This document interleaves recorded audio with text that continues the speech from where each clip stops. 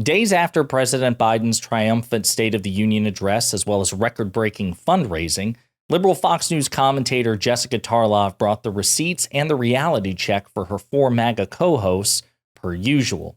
But before we unpack all that, if you end up liking this video and you want to support the channel, please be sure to hit the like, subscribe, and alert bell before you go. I'd greatly appreciate it. All right, friends, so last Thursday, as you know, President Biden gave his third State of the Union address. Flash polls in the aftermath indicated that the majority of Americans were satisfied with the president's performance. I think it was about 62 to 64% of viewers said that the policies that President Biden proposed, which the vast majority of Republicans in attendance opposed and refused to applaud or stand for, were actually supported by the American people, 62 to 64%, and they thought that it would bring the country in a better direction. And then, as I mentioned in a previous video, according to the Biden campaign, there was record-breaking fundraising in the aftermath of the State of the Union address. We didn't have the numbers at the time, but we finally got it now. And Jessica Tarlov on the Fox propaganda show The Five was able to, with, I would say, justified satisfaction, bring it to the attention of her four MAGA co-hosts. Has been really good for Joe Biden. So last Monday, we're talking about the New York Times Siena poll, right, that he's losing Black support, Latino support, Gen Z support. Then he goes, he has a very strong Super Tuesday. He has a State of the Union that Republicans even had to admit was a completely different Joe Biden to them. Supporters feeling good about it. They raised $10 million in 24 hours after that, which has never happened before. Positive polls over the weekend. Your favorite Real Clear Politics average, now back under 2-point advantage for Donald Trump. 1.7. Actually, I thought it was 1.9, so thank you for the gift. So now we're back with, once again, in the margin of error, at least according to aggregate polling, which again is good for President Biden. But $10 million in 24 hours, it's a staggering figure. And as we've discussed in multiple previous videos, President Biden and the Democrats are consistently out fundraising by significant margins Donald Trump and the Republican Party. So again, a great record, at least in terms of recent days, for President Biden that he should be proud of, and the rest of us should be proud of as well. And you can see again that, you know, obviously Fox is not happy about that. They're going to try to undersell it to the best of their ability. But those don't change the facts. As Ben Shapiro says, facts don't care about your feelings, gang. In this other clip, Jessica also takes the time to illustrate the recent, the stark contrasts have always been there, but recent developments which further illustrate the stark contrasts between President Biden and Donald Trump.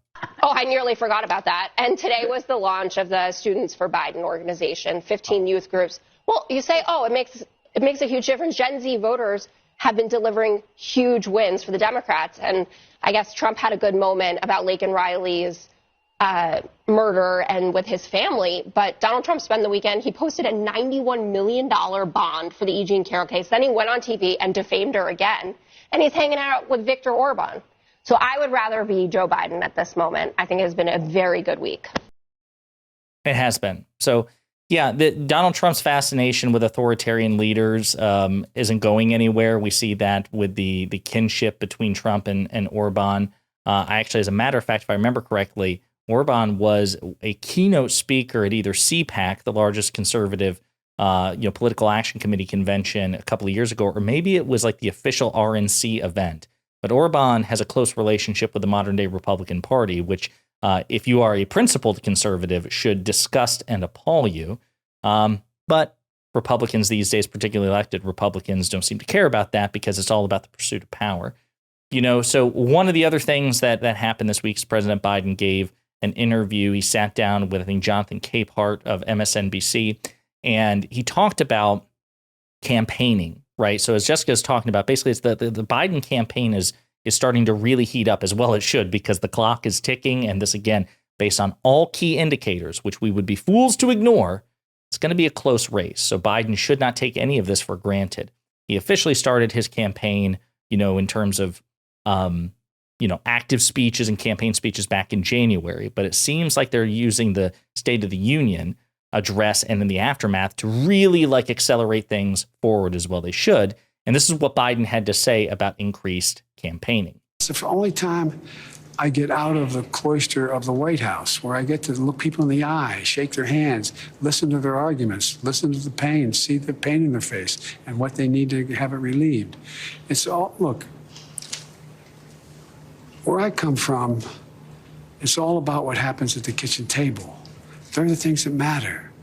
It matters if you're getting ripped off by a bank at a $35 fee for a late charge when they're only allowed to charge you what it costs them to fix it. So that's why I removed it to $8. It makes a difference. So it's billions of dollars to banks and the major lenders. But guess what? It's $100 or $200 a month or a year for a small family. My dad used to say, it's what you have at the end of the month that gives you a little breathing room. We got to give the American people some breathing room. At the bare minimum, I would argue the American people, particularly in the richest countries in the history of civilization, deserves much more than that. But at least the president is indeed fighting for kitchen table issues, whereas Republicans show again and again and again, not always with the rhetoric, for the most part with the rhetoric, and almost overwhelmingly with their votes, which matter even more. The Republican Party opposes the middle class, opposes the working class, opposes the poor in this country. They are infinitely more concerned with making the rich much richer. So it's good to see that the president is in campaign mode, and that, again, we're seeing also activity, as we've discussed in previous videos, among his surrogates as well. So people like Pete Buttigieg, Gavin Newsom, Josh Shapiro, J.D. Pritzker, et cetera, and so forth. We're starting to see increased movement from the Democratic apparatus, again, which is good because the clock is ticking. We have time to change the trajectory of this election and to inform the American people about the president's accomplishments.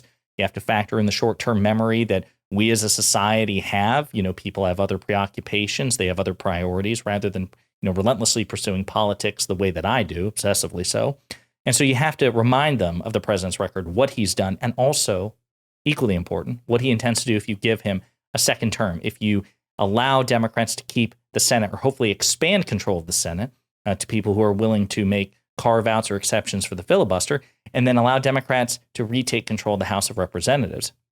Under a unified government, we have more opportunity for a more progressive agenda. And President Biden's agenda, what he was able to get accomplished, it is meaningfully important in both small everyday ways and also societally transformative ways with respect to like the climate provisions in the IRA or the infrastructure law, et cetera, and so forth. So the Biden campaign, or excuse me, the Biden administration, the Democratic Party in general, is working on these two parallel scales. It's important to emphasize that, accentuate that for the campaign. It's good to see this energy and this vigor from President Biden. And it's great to see Jessica Tarlov constantly push the facts and rub it in the faces of her four MAGA co-hosts.